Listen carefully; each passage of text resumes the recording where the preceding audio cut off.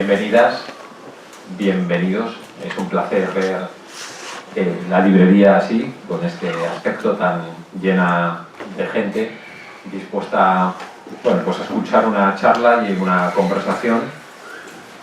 Hay mucha gente, pero bueno, nos acompaña Jesús, que tiene un buen poder de convocatoria y que además es una persona muy querida aquí y que también es muy admirado por su trabajo como periodista, del que hablaremos, y como escritor. Antes de empezar quiero dar las gracias a la librería Gil,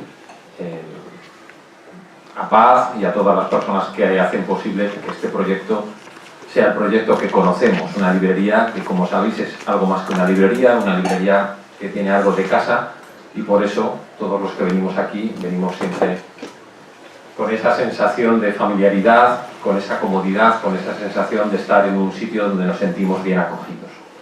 Así que nada, muchas gracias a toda la gente que trabaja en la librería por propiciar este tipo de lugares que son fundamentales en una ciudad como la nuestra, como Santander. Estamos aquí para presentar la última novela de Jesús Ruiz Mantilla. Bueno, presentar quizás no sea la palabra más adecuada, porque la novela se publicó en junio del año pasado, pero por diversas circunstancias no se ha presentado oficialmente en Santander, aunque ya lleva bastante tiempo a la venta. De hecho, está ya circulando la segunda edición de la novela. Y quizás lo que nos podemos plantear es más una charla para hablar del libro y de los temas tan interesantes que en el libro se abordan. Antes de dar paso a esa charla, sí me gustaría leer un texto breve que ayude a contextualizar un poco esta novela, la octava, creo, de Jesús. Es la octava novela de Jesús Ruiz Mantilla. Luego, además, ha escrito ensayos e incluso un libro de poemas, y creo que tiene otro inédito, aún sin publicar, pero que publicará en breve. Y bueno, pues leo este pequeño texto que he preparado para hablar del libro, y después me gustaría que mantuviéramos una conversación. Cuando digo que me gustaría que mantuviéramos una conversación, os incluyo a vosotros, es decir, me gustaría que os sintáis con la confianza suficiente como para poder preguntar a Jesús las cosas que consideréis oportunas. Es la mascarilla, ¿no?, la que arroja con el micrófono. Es que con la mascarilla no tengo la distancia. Es como que te añaden un nuevo miembro y no calculas. ¿Por qué no os la quitáis, Marcos? Porque nos han dicho que con las normas no... Iba a decir que para no asustaros, Conchita. Es un sitio cerrado. Es un sitio cerrado, hay que estar con más. Bueno, leo el texto que he preparado y después pasamos a conversar con Jesús. Es breve. Papel, la última novela de Jesús Ruiz Mantilla, habla de periodismo, de periódicos, pero no solo de eso. Este libro es una caja de resonancia que nos traslada a algo que podríamos denominar un estado de reflexión. Reflexión, entre otras cosas, sobre el mundo digital y etéreo al que vamos, en el que quizás estamos ya plenamente inmersos. La novela, que da cuenta de la defunción del periódico en papel y que asiste al silencio de las rotativas, un silencio que paradójicamente está lleno de ruido, nos hace pensar sobre esta vida nuestra que ha pasado a gravitar alrededor de los teléfonos inteligentes, que ha acomodado nuestro ritmo a unas prisas y urgencias en el trabajo y en la vida cotidiana, que casi nunca tienen que ver con las cosas verdaderamente importantes o significativas de la vida, y que en ocasiones nos alejan de poder hacer las cosas con calidad, ¿no?, o de una manera profunda. Papel es una novela, un ensayo a veces, otras algo como una confesión. Papel es un libro que habla del fin de una época, la de la prensa que podíamos tocar, arrugar, doblar y manchar. Una prensa carnal y sensorial que agoniza ahora mientras presentamos este libro. Papel, no sin desencanto, habla del fin de un momento histórico, el de un periodismo donde las historias que merecía la pena contar se tardaban tiempo en escribir. Un periodismo digno, no precario. Papel, me parece, es una despedida de una forma de entender ese trabajo, ese oficio, pero también una manera de entender la propia vida. La novela refleja las últimas bocanadas de eso que se denomina prensa tradicional, esa que quedó tocada en la crisis de 2008 y casi hundida tras la revolución tecnológica de los últimos años, una crisis larguísima que todavía hoy continúa y de la que podremos hablar ahora con Jesús. El propio Jesús, no sin pesar, confiesa en la novela que ya es capaz de imaginar un mundo sin periódicos impresos en papel. No es capaz, en cambio, de imaginar un mundo sin libros que podamos abrir y manosear y oler como el que se va a llevar un alimento a la boca. Los libros, de momento, resisten el asedio de lo digital, de lo incorpóreo. Los periódicos, en cambio, han perdido o están perdiendo esa batalla. Tal vez porque, como el propio autor señala en el libro, han perdido su bien más preciado, la credibilidad. De todo ello habla Papel. En la página 100 del libro encontramos la siguiente reflexión. Esto no es un thriller, ni una novela de acción de periodistas. Esta es la historia de una transmutación sin rumbo, de una lucha entre el bien y el mal en medio de la época que nos había convertido hacia un sano relativismo y de repente se vio atrapada entre dos términos absolutos. Este es el testimonio de la muerte de una manera de entender el oficio y la constatación de un nuevo camino de incertidumbres en el que se juega nuestra forma de vida, nuestras libertades.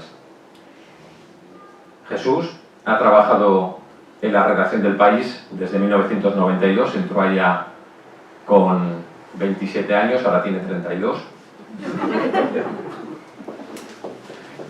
Se nota, ¿eh? Cuesta imaginar que alguien sin esa experiencia, sin ese conocimiento del medio, pueda escribir algo así. Porque hay cosas que solo se pueden contar porque se han vivido. Porque no hay documentación que pueda hacer sombra al hecho de haber sido testigo, protagonista, diría yo, de aquello que se cuenta. Se habla mucho en estos últimos tiempos de la autoficción y quizás podríamos reflexionar sobre ello, pero también de estos libros que como papel, bueno, pues encierran una biografía, ¿no? Decía yo hoy en un artículo que se publica hoy que aquí Jesús, todos los autores cuando escriben dejan algo de lo que son en aquello que escriben, aunque escriban pura ficción, pero en este caso Jesús va, decía, por decirlo de la manera castiza, a pecho más descubierto, ¿no? Y de alguna manera Papel tiene algo de biografía. Los que conocemos a Jesús lo buscamos en las páginas de este libro y creemos encontrarlo muchas veces, lo vemos sobre todo en ese periodista de la sección de cultura, Rugama, que además es el segundo apellido de tu padre, ¿no? Que hace las veces de narrador. Un Rugama que en ocasiones interpela directamente al lector, a la manera de los actores que se giran y de pronto hablan a los espectadores mirando directamente a la cámara. Reconocemos a Jesús Ruiz Mantilla en esa niebla que es la ficción de lo que uno escribe, utilizando la plataforma de la propia vida. Lo reconocemos a él y a muchos que me parece también se reconocerán aquí y allá en los diferentes personajes que pueblan esta novela coral que abarca varias generaciones de periodistas, desde la joven que empieza hasta el veterano que se va. Ese periodista veterano y cansado que se va no es Jesús, porque Jesús ha escrito el epitafio del periódico en papel, pero no el de la muerte del oficio, porque los buenos periodistas, con independencia de los soportes, seguirán contando sus historias e informando para ayudarnos a entender un poco mejor la complejidad del mundo. Y Jesús Ruiz Mantilla está, estoy seguro, al frente de todos ellos. Buenas tardes, Jesús. Bienvenido. Marcos, un aplauso.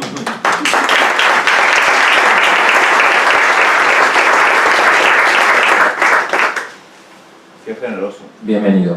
Gracias. Bueno, gracias a todos vosotros por... ¿Ahora? ¿Hola? Gracias a todos vosotros por venir. Gracias a Paz y a todo el equipo de esta librería que siempre nos hace sentir en casa. Y esa afirmación que hay en la novela, efectivamente, en la que puedo imaginar un mundo sin periódicos en papel, pero no puedo imaginar un mundo sin libros. Esta vitalidad de la librería Gil nos lo demuestra, ¿no? Yo creo que Santander se divide, la historia de Santander, la historia cultural de Santander se puede dividir en dos partes, es antes y después de Paz Gil. Y bueno, pues aquí estamos otra vez. No sé cuántas ya, decías 8 novelas, yo he perdido la cuenta, y unos cuantos ensayos y otras incursiones mercenarias en territorios como el tuyo, que es la poesía, y dispuesto encantado de compartir con todos vosotros las reflexiones, la presentación de este libro, esta novela que me ha costado 4 años de mi vida de trabajo intenso, aunque han sido más de 10 años de pensar en esta novela, 10 años antes, hace 10 años, o ya 12, cuando pensé que había que escribir esta novela, que había que escribir una novela sobre un mundo que vivía una transición salvaje entre el mundo de la imprenta y el mundo digital. Y no empecé porque no sabía cómo podría acabar. Es decir, la novela estaba ocurriendo ante mí. Lo que sí me puse hace esos 10 o 12 años es a mirar, es a observar, es a notar qué estaba ocurriendo, qué estaba viviendo. Tenía el privilegio de estarlo atestiguando de primera mano en un periódico fundamental para la historia de este país y para la historia del mundo en español. Y quería, me adquirí como escritor el compromiso del periodista, es decir, de estar atento para contarlo. Estaba lleno de incertidumbre, como digo, no podía empezar a escribir una línea porque no sabía cómo aquello iba a acabar. Y hace 4 años tuve llegué a una especie de conclusión por la cual ya me vi capacitado de empezar a contar esta historia, ¿no? Y bueno, es lo que ha salido. Me preguntaban ayer, estuve en las Matildes, las gloriosas Matildes, y me hicieron unas preguntas interesantísimas que me hicieron pensar mucho. Y yo, bueno, pues relaté cómo había sido el proceso, que iba metiendo en la olla, ¿no? Marisa me sacó 3 folios de referencias literarias y musicales que había visto con una agudeza de lectora impenitente que tiene, y hoy repite, hay como unas cuantas Matildes que también repiten.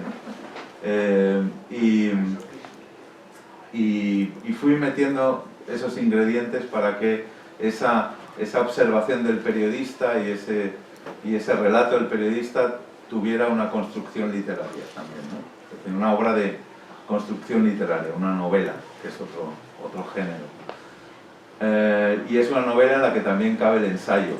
Me preguntaban si les podía recomendar algún ensayo sobre los temas que había llevado la novela, y yo les dije, no, es que esta novela también es un ensayo. Es un thriller, aunque el protagonista diga que no lo es, lo es. Es una novela de acción en la que también cabe el ensayo, porque si Cervantes nos enseñó algo es que en la revolución de la novela moderna, cuando inventa el Quijote y cambia todo y todavía estamos explorando el mundo y la invención que él nos dejó, nos dijo, la novela es la libertad, y en la novela cabe todo, cabe que tú cuentes, cabe que tú hagas una caja de muñecas rusas, con perdón, hoy. Cabe que tú reflexiones sobre la vida, sobre la cultura, sobre la guerra. Cabe que tú hagas una tiernísima y maravillosa historia de amistad, y también cabe que yo te esté engañando, o que yo esté jugando contigo a ser el autor que no soy, o a no ser el autor que soy, y cabe la autoficción, y cabe la metaficción, y cabe la posmodernidad, en el inicio de la modernidad, el siglo XVII, cabe todo. Entonces, con esa lección, yo empecé a escribir como me propongo escribir las novelas, ¿no? Tienes toda la libertad del mundo, a ver si eres capaz de tener la audacia de estar a la altura de esa libertad, ¿no? Y bueno, eso es lo que he intentado, pero no sé si habrá salido bien o mal. Hay ejemplares de la primera y segunda edición a disposición de todos ustedes para que revienten la caja de la librería y lo vean. Decías que te costó empezar a escribir la novela porque no sabías cuál iba a ser el final, pero hubo un momento donde ya te sentiste preparado para escribirla, pero ese final ha llegado ya el final de esa crisis o todavía estamos inmersos en ella. Tú en la novela sí anticipas el fin de las rotativas, ¿no? En la novela la máquina que imprime el periódico en papel se llega a parar. Eso es algo que todavía no ha sucedido. ¿Tú crees que eso va a pasar? Yo lo he visto. Mientras escribía la novela, tuve la tristeza de ver cómo la rotativa de mi periódico dejaba de imprimir ejemplares en el sitio donde hacemos el periódico y se subrogaba o se subcontrataba una rotativa en otro lado donde nosotros no podíamos ya acceder a ese proceso mágico, milagroso que era cruzar el patio, ir a un espacio, ver la máquina moverse, oler la tinta y sacar un ejemplar y mancharnos las manos de tinta. Yo estuve el último día en el que eso se produjo en el periódico, en El País, y lo relato, lo cuento. O sea, hay una parte en un capítulo en el que cuento cómo se acaba de imprimir el periódico, cómo se acaba, cómo se apaga la rotativa. En nuestro caso no fue para siempre, pero fue un aviso de que, bueno, esto lo vamos a subcontratar, erais parte de un todo, ahora os vamos a desguazar, os vamos a cortar y ya veremos, ya veremos. Y bueno, todavía se imprime el papel, pero se va a dejar imprimir y no es un drama, es decir, sí, es un drama. Yo lo veo como una nostalgia de un mundo que se acaba, pero otro empieza. Digo que no es un drama porque somos nosotros los que elegimos eso. Es decir, no podemos ser hipócritas. Es decir, lo primero que hago yo por las mañanas es ver el periódico en el teléfono.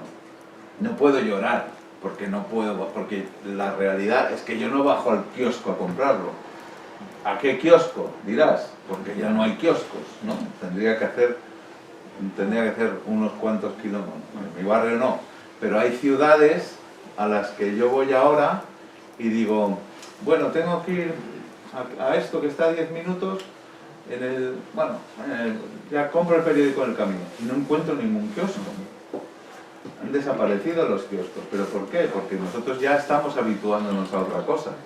¿Qué lloraremos? Lloraremos porque sí, porque ay, qué pena, pero no compramos los ejemplares en papel. Una cosa que, a raíz de lo que estás diciendo, te quiero preguntar es que, por un lado está el soporte donde nosotros leemos el periódico, pero luego ese soporte no es algo inocuo. Es decir, no es lo mismo la experiencia de leer en teléfono que la experiencia de leer en papel. Y por otra parte, en la novela tú hablas de que desaparece una manera de entender el oficio, ¿no? Que creo que tiene que ver también con lo digital, con la inmediatez que lo digital imprime al periodista, a la urgencia, ¿no? Que quizás aleja de la pausa o aleja de la posibilidad de documentar o de la posibilidad de escribir historias, digamos, desde un mayor fondo, ¿no? Eso está también presente de alguna manera en tu manera de verlo, es decir, comparto tu opinión, esto es algo que de alguna manera elegimos entre todos o lo eligen y nos lo imponen y nosotros, bueno, pues acabamos entrando en esas dinámicas, es cierto, pero ¿cómo afecta, más allá del soporte, al oficio de periodista este cambio que se está produciendo? Porque tú has vivido el periodismo antes de Internet y ahora estás ejerciendo el periodismo en plena explosión de Internet, con una gran fragmentación de medios, con un montón de lugares donde una persona se puede informar que no son las cabeceras más tradicionales. ¿Eso cómo afecta al periodista cuando ejerce su trabajo? Sí, yo a veces analizo cuál era mi vida hace 10 o 15 años y cuál es ahora en relación a mi trabajo, y ha cambiado muchísimo. No quiere decir que el periodismo que hagamos sea peor. Es más, creo que puede ser en muchos casos mejor e incluso más profundo, porque algunos buscamos esa profundidad, buscamos los espacios donde nos van a dejar tener esa profundidad. Yo hace unos pocos 2 años otra vez volví al El País semanal, porque quería buscar, bueno, primero porque vino un queridísimo alumno mío y me dijo vuelve al País semanal conmigo, y volví. Pero yo buscaba ya volver a esa profundidad de hacer entrevistas largas, reportajes largos, etcétera, ¿no? Entonces hay espacios donde tú puedes buscar esa manera de ejercer el periodismo con más calma. Pero si me pongo a pensar en un día, pues la vida es así, es decir, la vida, los teléfonos, la información, todo ha hecho cambiar nuestras vidas. Si yo hace 10 años o 15 sabía más o menos a qué iba a dedicar el día y me lo planeaba, ahora es imposible planear nada. O sea, puedes planear algo, pero no sabes si lo vas a acabar. ¿Por qué? Porque todo te interrumpe, porque todo es para allá, porque te entra un mensaje, te entra un WhatsApp, porque claro, estamos presos de esa dictadura de la inmediatez que nos decía tal. Claro, ¿qué hago muchas veces? Apago el teléfono. Si quiero escribir un texto durante la mañana o tal, porque tengo comprobado que entre las 9, 9 y media de la mañana y las 2 no eres dueño de tu tiempo. Si estás pendiente del teléfono, no eres dueño de tu tiempo. Eres dueño de las exigencias de otros, pero por cualquier gestión, por cualquier gilipollez. Entonces, ¿qué aprendí? ¿Qué demás? Es difícil, porque los periodistas, sobre todo los que están al día a día, no pueden apagar los teléfonos, tienen que estar a la que salta. Por eso yo busco el espacio de que me dejen no estar al cabo de la actualidad, sino hacer otro tipo de temas que no requieren de estar en lo que pase hoy. Yo sufro por mis compañeros un día como hoy, con la invasión de Ucrania. He sufrido toda la semana pasada por el tema este del PP. ¿Cómo son capaces de hacer el trabajo si deben estar entrando todo el tipo? ¿Cómo se abstraen a eso? Es difícil abstraerse. Y eso te desconcentra, te descentra, y eso afecta al trabajo. Es más inmediato, es más sucio, es menos cuidado, es más frívolo, y afecta, pero es porque el modo de vida nos ha cambiado. Y el modo de vida afecta también al periodismo. ¿Es así? Porque más que en otras partes, yo creo. Bueno, y el periodismo, que es otra de las cosas de las que me gustaría hablar, al final, bueno, esta es una novela de periodistas, pero al final es una novela que de alguna manera nos interpela a todos, porque... Sí, es una novela de periodistas, es una novela sobre el periodismo, para que entendamos los peligros que acechan a la democracia occidental hoy. Es decir, para que entendamos sobre todo, y por eso está contada en clave de ensayo, pero también en clave de thriller, de novela de acción, porque a mí lo que me interesaba sobre todo es no solo congregar a los colegas del oficio, sino que toda la ciudadanía entienda que vivimos una guerra del bien contra el mal. Y que el problema hoy en nuestro mundo, aparte de la pérdida de la independencia que hemos sufrido con las crisis, etcétera, los compañeros que han quedado por el camino en diversos expedientes de regulación de empleo, etcétera. El problema que vivimos, y hoy es un ejemplo, y precisamente hoy, tenía que ser hoy, que presentáramos... Hoy has hablado con Putin, entonces. Hoy es un ejemplo de cómo la guerra de la desinformación, de las noticias falsas, ha dado un paso adelante hacia la incertidumbre de un mundo y de un problema que no sabemos cómo va a acabar. Y que, así como en las guerras anteriormente estaba el ejército de tierra, el ejército de mar, el ejército de aire, hoy existe el ejército de los hackers, de los informáticos y de las fábricas de noticias falsas que predestinan, o sea, que ejercen de prólogo hacia esa violencia. Quizás eso ha existido siempre, lo que pasa es que ahora es a un volumen y con una eficacia muchísimo mayor y una sofisticación mucho mayor. mucho Ahora mayor. se han analizado a una tecnología que la tecnología no es ni buena ni mala, es como un cuchillo, eso decía Barenboim, un cuchillo lo puedes utilizar para cortar el pan o para matar a alguien. Bueno, hay gente que utiliza la tecnología como para cortar el pan, y hay gente como Putin que lo utiliza para matar a alguien. Entonces, para matar, y además sin ningún tipo de piedad. Esto es de lo que va Papel en última instancia, y cuando la gente lee Papel, lo que me dice y lo que más me satisface que me diga es, no sabíamos, no teníamos conciencia de que esto de los bulos y las noticias falsas era tan grave, era tan preocupante. Y es que sí, es que es una amenaza sistemática a nuestro modo de vida, a nuestras libertades, a nuestros derechos, al progreso que hemos tenido en las últimas décadas, que se puede ver cortada por una guerra sistemática de informaciones falsas encaminadas a crear desestabilización en nuestras sociedades y el advenimiento de grupos que van en contra y que actúan como freno de la libertad, abanderando la libertad, Esto también es el colmo. Es como Putin hoy cuando ha dicho, cuando nada más bombardear a los ucranios, han dicho, no, que somos nosotros, que somos vuestros hermanos, ¿no? Y a los soldados ucranianos les ha dicho, no, de poner las armas, que somos nosotros vuestro ejército amigo que viene a liberaros. Hay que ser cínico, como ha dicho la presidenta de la Comisión, Ursula von der Leyen, es un cínico. Bueno, pues esto es lo mismo que cuando estos grupos políticos a los que apoyan las fábricas de noticias falsas de Putin, o sea, de Rusia, de China, como Vox, dicen, levantan la bandera de la libertad. Vete a tomar por culo, majo. Y apela muchas veces que te veo venir.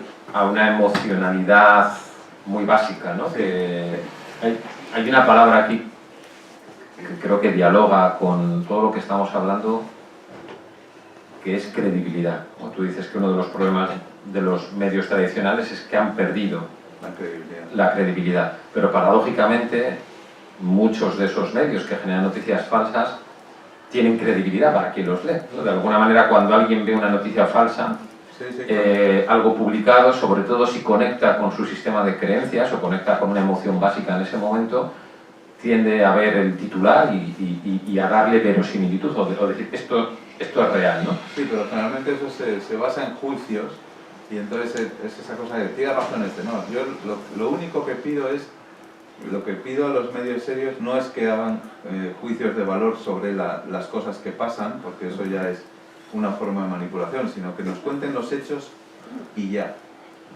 Los hechos, y nos los analicen de una manera ponderada. Con la honestidad de narrar los hechos, ya ganamos muchísimo en calidad. ¿Y tú crees que en este tiempo de inmediatez No, el problema, hay lectores preparados para hacer esos análisis? no, el problema es que cuando se urden mentiras, estas corren con mucha más velocidad que la verdad, porque la verdad te cuesta mucho tiempo en probarla, porque tienes que ir confirmando hechos y comprobando hechos, ¿no? Esto es lento, la verdad es lenta. Y suele ser más compleja y más aburrida. Es más compleja, es más aburrida, la verdad tampoco como concepto existe, por eso yo me remito más a hechos probados. Y la mentira es muy rápida, es así, nada, es dar a una tecla y expandir una mentira rapidísimamente, ¿no? Si la novela tuviese una prolongación, ¿qué podrían hacer los periodistas de la novela para volver a ganarse la credibilidad de los lectores? La novela, que es muy oscura y muy negra y muy pesimista, tiene una prolongación, sería todavía mucho más pesimista, o sea que no la voy a escribir. Cuando escribí la novela yo pensaba que los periódicos de papel, bueno, estaban condenados a desaparecer. Ahora lo que pienso es que las cabeceras de los periódicos en papel y en digital están condenados a desaparecer. Que se va a fragmentar mucho más. Que van a desaparecer como referencias. Y que nos lo hemos ganado. El problema es que llegará un momento en el que no sabremos dónde poder informarnos. Sí, habrá islas, por ahora ya las hay, islas dentro de las redes sociales y dentro de otros soportes en las que se haga periodismo. Esas islas, me imagino que irán conformando otro tipo de archipiélagos que serán, y luego penínsulas y continentes, espero, que sean medios de referencia, pero para eso pasará un tiempo. Y además hay otra palabra. Ahora estamos en la desintegración, en la fragmentación. Pero esa desintegración y esa fragmentación, creo que, corrígeme si no lo ves así, creo que va asociada... Salvo el diario Montañés. El diario Montañés, no os preocupéis que no desaparecerá. Creo que esa fragmentación de la que hablas y esas islas de calidad que acabaremos encontrando en el mundo de Internet, pero esa fragmentación trae también la precariedad. Sí. Y desde la precariedad, ¿cómo se puede hacer un trabajo de calidad? Bueno, pero la precariedad ya está por eso se va a ir a la mierda todo, porque la precariedad, esa es la clave. Esa es la clave, has dado la clave. Y además me estoy dando, a lo mejor hago la segunda parte, porque me acabas de dar una clave. Esa precariedad ya está. Y la precariedad es la que ha destruido los medios de información tradicionales. En mi periódico se acaban de ir 30 personas que cobraban buenos sueldos, se han ido con muy buen acuerdo, el 80% del sueldo a casa, y se han quedado, bueno, gente más joven. Yo estoy en primera línea del siguiente paso, que me lo voy a coger seguro, y porque tengo mucho que hacer, tengo que escribir libros, tengo mucho que hacer. Y entonces, ¿para qué se han deshecho de esa masa de señores mayores y compañeros y compañeras con experiencia, con contactos, con agenda? Porque han venido quizá pues, a los periódicos equipos de gestión que creen que las agendas, o sea, por ejemplo, cuando haces un chorizo, cuando haces un jamón, ¿no? Tú necesitas un cerdo. Bien, esto lo saben los que hacen jamones. Bueno, para hacer nuestro jamón, los periódicos, el cerdo es la agenda de los periodistas. Bueno, esto a los de gestión de ahora no se lo han explicado, que la gente con agenda es la que te marca la diferencia. Entonces, esto lo van a sustituir por gente que no tiene agenda y con una precariedad brutal, que lo que va a estar pensando es en buscarse otro trabajo ya, que le paguen más. Es decir, no va a tener tiempo para construirse una agenda